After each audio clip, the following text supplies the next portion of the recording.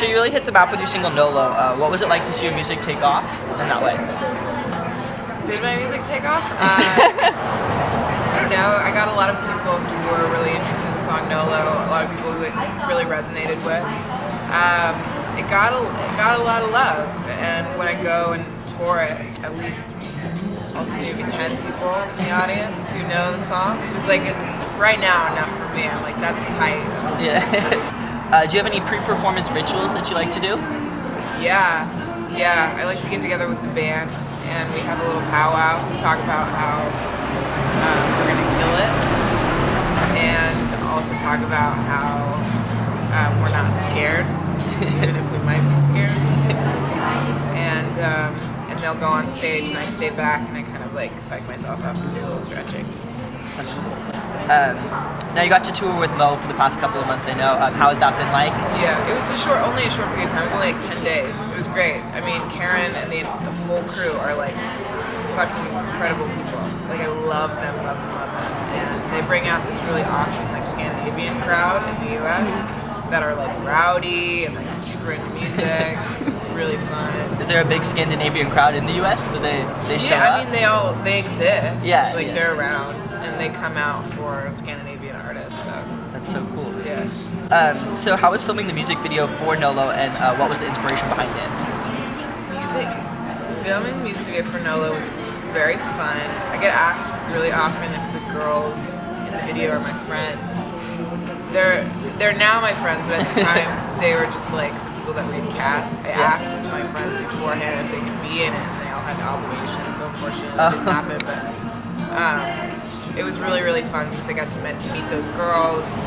I choreographed a lot of it with Captain Fleming, the director, and it was just like lighthearted and silly, and we got to pick our own outfits for the most part and just like dance around and be goofy. So it was just like really lighthearted, not really like, it wasn't like too intense or anything. That's awesome. Were you filming around LA?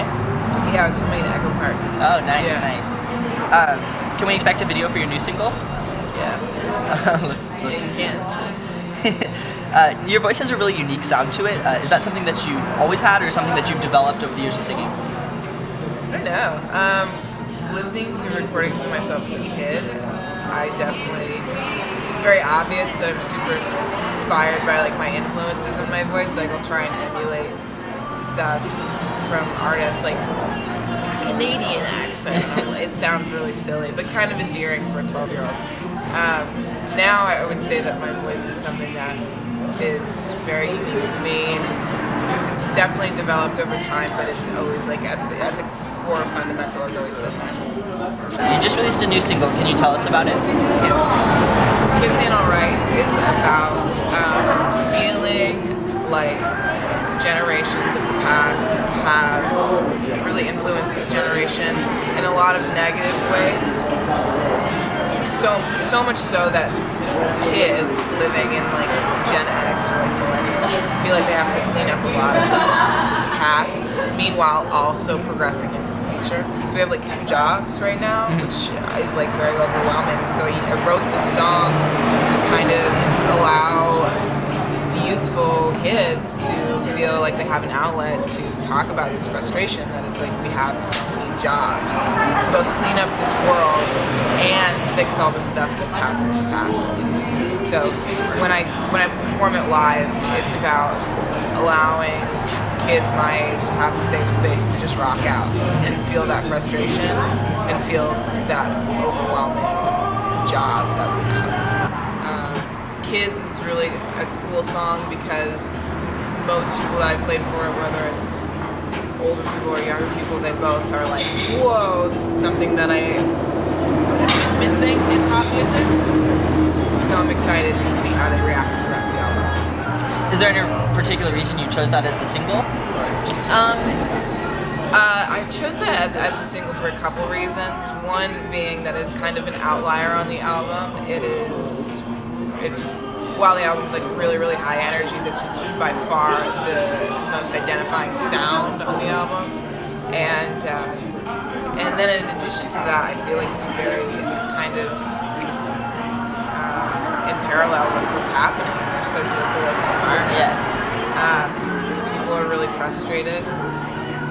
Kids are really frustrated, and I wanted this to be like a safe place. Now, yeah, you've been fairly active on like Twitter and different things about electoral issues, certain things like Yes. that. Do you like see the politics intertwining into your music? Is that something that you want to do, or is that something that you try to? Sometimes I think, in particular, feminism and like feminist politics is something that I like to talk about a lot because as I grow into adult womanhood, I'm starting to realize all the injustices of being an adult woman and how much it really, really does suck. Yeah. That being said, I'm also white, so that's fun, you know? So I don't experience what it's like to be any other race and be a woman, which probably would be a lot more difficult, but women in general have this duty to be strong and perfect, beautiful and majestic and graceful, and it's really hard. It's a lot of work. It's a lot of work, especially being a musician as well. Is the new music going to be similar to the previous work, or is it going to be a kind of a new direction from what you released in the past? It's going to be the new music is like an evolution of the last 2 EPs. It's expanding the sound. It's becoming a lot more live instrument based. So we went in and recorded a lot of things live: drums, guitars, bass. It's far heavier. This album. It's far more dynamic. Being like, it's also like 12 more songs, so it's got to be more dynamic. It's good. It's a continuation. I would say it's a direct shift in sound. Yeah, what can we expect from Grace Mitchell in the future? More music, always. Music and probably other art formats.